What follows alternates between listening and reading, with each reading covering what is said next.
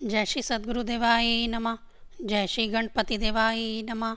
ओम कृष्णाय वासुदेवाय हरे परमात्मने प्रणतः कलेशनाशाय गोविंदाय नमो नमः। श्रीमद् भागवत महापुराण दशम स्कंध अध्याय 53 रुक्मणी हरण।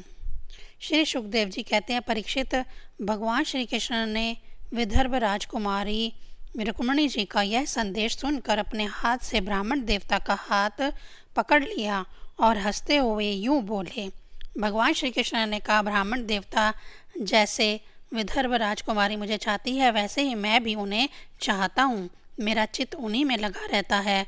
कहाँ तक कहूँ, मुझे रात के समय नींद तक नहीं आती। मैं जानता हूँ कि रुक्मी ने द्वेषवश मेरा व्यवहार रोक दिया है, परंतु ब्राह्मण देवता, आप देखिएगा, जैसे लकड़ियों को मथ कर एक दूसरे से रगड़ कर मनुष्य उनमें से आग निकाल लेता है, वैसे ही युद्ध में उन नामधारी क्षत्रिय कुल कलंकों को तहस नहस करके अपने से प्रेम करने वाली परम सुंदरी राजकुमारी को मैं निकाल लाऊंगा।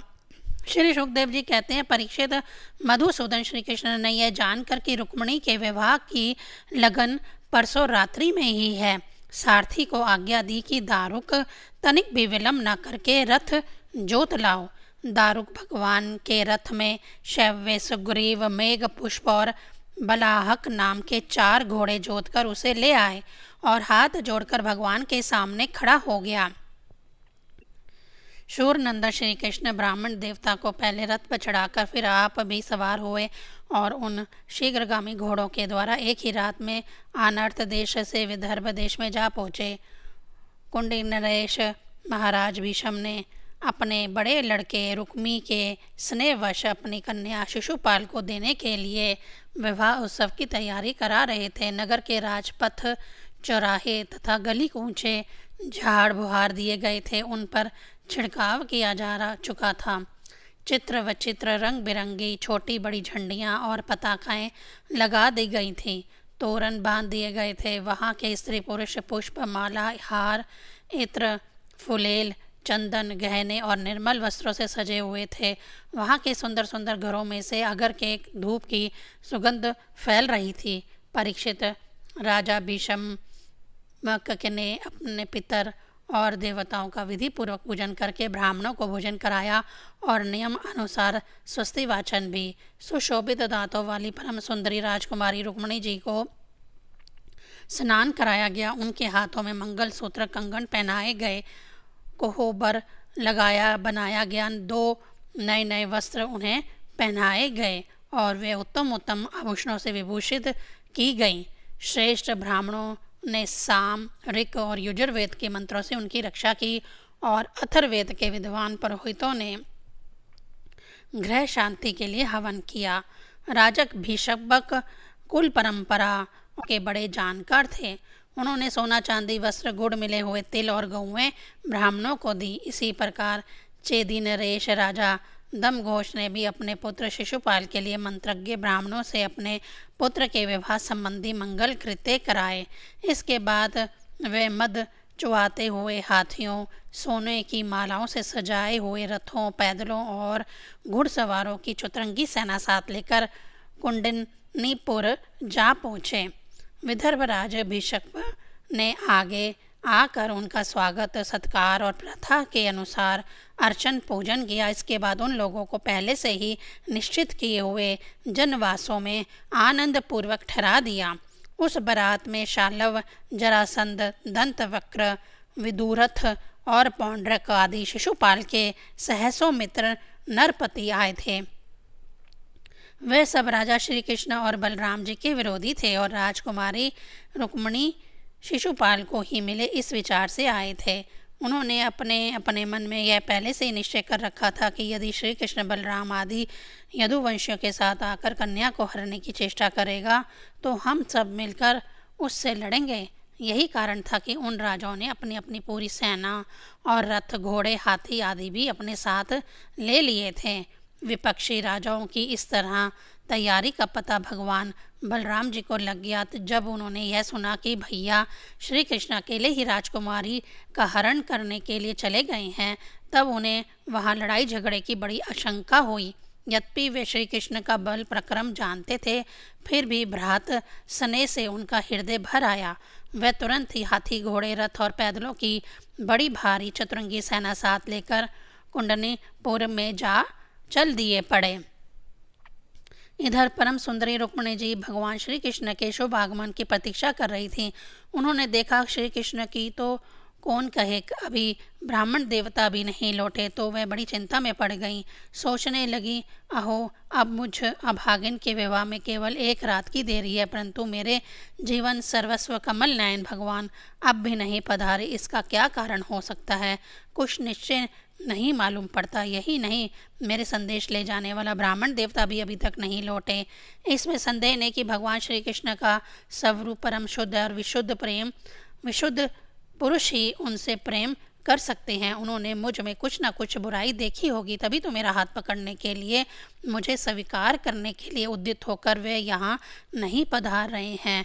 ठीक है, मेरे भाग्य ही मंद है। विधाता और भगवान शंकर भी मेरे अनुकूल नहीं जान पड़ते। यह भी संभव है कि रुद्र पत्नी गिरिराज कुमारी सती पार्वती जी मुझसे अप्रसन्न हो। परीक्षित, रुक्मिणी जी इसी उधेड़बुन में पड़ी हुई थी। उनका संपूर्ण मन और उनके सारे मनोभाव भक्त मंचोर भगवान ने चुरा लिए थे। उन्होंने उन्हीं को सोचते सोचते अभी समय है ऐसा समझकर अपने आंसू भरे नेत्र बंद कर लिए। परीक्षित, इस प्रकार रुक्मिणी जी भगवान श्री कृष्ण के शुभ आगमन की प्रतीक्षा कर रही थी। उसी समय उनकी बाई झाग बुझा और नेत्र फड़कने लगे, जो प्रीतम के आगमन का प्रिय संवाद सूचित कर रहे थे। इतने में ही भगवान श्री कृष्ण के भेजे हुए वे ब्राह्मण देवता आ गए और उन्होंने अंतःपुरी में राजकुमारी रुक्मिणी को इस प्रकार देखा मानो कोई ध्यान मग्न देवी हो। सती रुक्मिणी जी को ने देखा ब्राह्मण देवता का मुख प्रफुल्लित है, उनके मन और चेहरे पर किसी प्रकार की घबराहट नहीं है। वह उन्हें देखकर लक्षणों से ही समझ गई कि भगवान श्री कृष्ण आ गए। फिर प्रसन्नता से खिलकर उन्होंने ब्राह्मण देवता से पूछा। तब ब्राह्मण देवता ने निवेदन किया कि भगवान श्री कृष्ण यहाँ पधार गए हैं और उनकी बुरी बुरी प्रशंसा की। यह भी बतलाया कि राजकुमारी जी आपको ले जाने के लिए उन्होंने सत्य प्रतिज्ञा की है। भगवान के शुभ आगमन का समाचार सुनकर रुक्मिणी जी का हृदय आनंद अतिरिक्त से भर गया। उन्होंने इसके बदले में ब्राह्मण के लिए भगवान के अतिरिक्त और कुछ प्रिय न देखकर केवल उन्होंने नमस्कार कर लिया, अर्थात जगत की समग्र लक्ष्मी ब्राह्मण देवता को सौंप दी। राजा भीष्म ने सुना कि भगवान श्री कृष्ण और बलराम जी मेरी कन्या का विवाह देखने के लिए उत्सुकतावश यहाँ पधारे हैं। तब तुरही, भेरी आदि बाजे बजवाते हुए पूजा की सामग्री लेकर उन्होंने उनकी अगवानी की और मधुपार्क, निर्मल वस्त्र तथा उत्तम उत्तम भेंट देकर विधि पूर्वक उनकी पूजा की। भीष्मक जी बड़े बुद्धिमान थे, भगवान के प्रति उनकी बड़ी भक्ति थी। उन्होंने भगवान को सेना और साथियों के सहित समस्त सामग्रियों से युक्त निवास स्थान में ठहराया और उनका यथावत अतिथि सत्कार किया। विदर्भराज भीष्मक जी के यहाँ निमंत्रण में जितने राजा आए थे, उन्होंने उनके पराक्रम, अवस्था, बल और धन के अनुसार सारी इच्छित वस्तुएं देकर सबका खूब सत्कार किया। विदर्भ देश के नागरिकों ने जब सुना कि भगवान श्री कृष्ण यहाँ पधारे हैं, तब वह लोग भगवान के निवास स्थान पर आए और अपने नयनों की अंजलि में भर भर के उनके वंदनार विंद का मुख मधुर मकरंद रस पान करने लगे। वे आपस में इस प्रकार बातचीत करते थे, रुक्मिणी इन्हीं की अर्धांगिनी होने के योग्य है और ये परम पवित्र मूर्ति श्याम सुंदर रुक्मिणी के ही योग्य पति हैं। दूसरी कोई इनकी पत्नी होने के योग्य नहीं है। यदि हमने अपने पूर्व जन्म या इस जन्म में कुछ भी सत्कर्म किया हो तो त्रिलोक विधाता भगवान हम पर प्रसन्न हो और ऐसी कृपा करें कि श्याम सुंदर श्री कृष्ण ही विदर्भ राजकुमारी रुक्मिणी जी का पानी ग्रहण करें।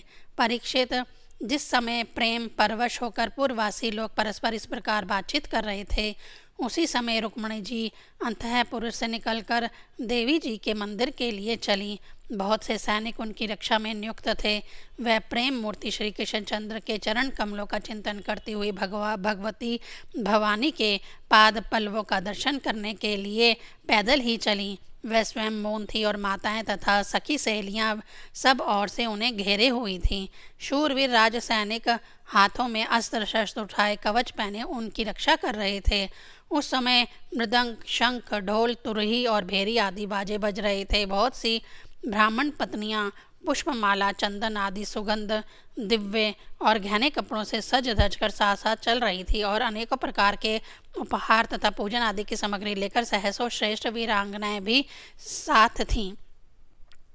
गवैये गाते जाते थे, बाजे वाले बाजे बजाते चलते थे और सूत, मगध तथा वृंदीजन दुल्हन के चारों ओर जय जयकार करते विरध बखानते जा रहे थे। देवी जी के मंदिर में पहुंचकर रुक्मिणी जी ने अपने कमल के सदृश सुकोमल हाथ पैर धोए, आचमन किया। इसके बाद बाहर भीतर से पवित्र एवं शांत भाव से युक्त होकर अंबिका देवी के मंदिर में प्रवेश किया। बहुत सी विधि विधान जानने वाली बड़ी बूढ़ी ब्राह्मणियां उनके साथ थीं। उन्होंने भगवान शंकर की अर्धांगिनी भवानी और भगवान शंकर जी को भी रुक्मिणी जी से प्रणाम करवाया।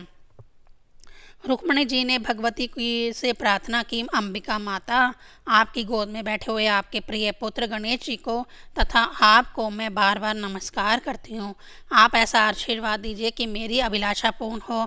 भगवान श्री कृष्ण ही मेरे पति हो। इसके बाद रुक्मिणी जी ने जल, गंध, अक्षत, धूप, वस्त्र, पुष्पमाला, हार, आभूषण, अनेकों प्रकार के नैवेद्य, भेंट और आरती आदि सामग्रियों से अंबिका देवी की पूजा की। तदंतर उक्त सामग्रियों से तथा नमक, पुआ, पान, कंठसूत्र, फल और ईख से सुहागन ब्राह्मणियों की भी पूजा की। तब ब्राह्मणियों ने उन्हें प्रसाद देकर आशीर्वाद दिए और दुल्हन ने ब्राह्मणियों और माता अंबिका को भी नमस्कार करके प्रसाद ग्रहण किया। पूजा अर्चना की विधि समाप्त हो जाने पर उन्होंने मौन व्रत तोड़ दिया और रतन जड़ित अंगूठी से जगमगाते हुए कर कमलों के द्वारा एक सहेली का हाथ पकड़कर वे गिरिजा मंदिर से बाहर निकली। परीक्षित रुक्मिणी जी भगवान की माया के समान ही बड़े बड़े धीर वीरों को भी मोहित कर लेने वाली थी। उनका कटी भाग बहुत ही सुंदर और पतला था। मुखमंडल पर कुंडलों की शोभा जगमगा रही थी। वे किशोर और तरुण अवस्था की संधि में स्थित थीं। नितंब पर जड़ाऊ कर धनी शोभामान हो रही थी। वक्षस्थल कुछ उभरे हुए थे और उनकी दृष्टि लटकती हुई अलकों के कारण कुछ चंचल हो रही थी। उनके होठों पर मनोहर मुस्कान थी। उनके दांतों की पात थी और तो कुंदकली के समान परम उज्ज्वल, परंतु पके हुए कुंदरू के समान लाल लाल होठों की चमक से उस पर भी लालिमा आ गई थी। उनके पाँवों की पंजेब चमक रहे थे और उनमें लगे हुए छोटे छोटे घुंघरू रुंझुन रुंझुन कर रहे थे। वे अपने सुकुमार चरण कमलों से पैदल ही राजहंस की गति से चल रही थी। उनकी वह अपूर्व छवि देखकर वहाँ आए हुए बड़े बड़े यशस्वी वीर सब मोहित हो गए। कामदेव ने भी भगवान का कार्य सिद्ध करने के लिए अपने बाणों से उनका हृदय जर्जर कर दिया। रुक्मिणी जी इस प्रकार इस उत्सव यात्रा के बहाने मंद मंद गति से चलकर भगवान श्री कृष्ण पर अपना राशि राशि सौंदर्य निछावर कर रही थी। उन्हें देखकर और उनकी खुली मुस्कान तथा लजीली चितवन पर अपना चित्त लुटाकर वे बड़े बड़े नरपति एवं वीर इतने मोहित और भयोश हो गए कि उनके हाथों से अस्त्र शस्त्र छूटकर गिर पड़े और वह स्वयं भी रथ, हाथी तथा घोड़ों से धरती पर आ गिरे। इस प्रकार रुक्मिणी जी भगवान श्री कृष्ण के शुभ आगमन की प्रतीक्षा करती हुई अपने कमल की कली के समान सुकुमार चरणों को बहुत ही धीरे से धीरे आगे बढ़ा रही थी। उन्होंने अपने बाएं हाथ की उंगलियों से मुख की ओर लटकती हुई अलकें हटाईं और वहां आए हुए नरपतियों की ओर लजीली चितवन से देखा। उसी समय उन्हें श्याम सुंदर भगवान श्री कृष्ण के दर्शन हुए। राजकुमारी रुक्मिणी जी रथ पर चढ़ना ही चाहती थी कि भगवान श्री कृष्ण ने समस्त शत्रुओं के देखते देखते उनकी भीड़ में से रुक्मिणी जी को उठा लिया और उन सैकड़ों राजाओं के सिर पर पांव रखकर उन्हें अपने उस रथ पर बिठा लिया जिसकी ध्वजा पर गरुड़ का चिन्ह लगा हुआ था। इसके बाद जैसे सिंह सियारों के बीच में से अपना भाग ले जाए, वैसे ही रुक्मिणी जी को लेकर भगवान श्री कृष्ण बलराम जी आदि यदुवंशियों के साथ वहां से चल पड़े। उस समय जरासंध के वशवर्ती अभिमानी राजाओं को अपना यह बड़ा भारी तिरस्कार और यश कीर्ति का नाश सहन ना हुआ। वह सब के सब चिढ़कर कहने लगे, अहो हमें धिक्कार है, आज हम लोग धनुष धारण करके खड़े ही रहे और ये ग्वाले जैसे सिंह के भाग को हिरण ले जाए, उसी प्रकार हमारा सारा यश छीन ले गए। 53वां अध्याय संपूर्ण। ओम नमो भगवते वासुदेवाय नमः।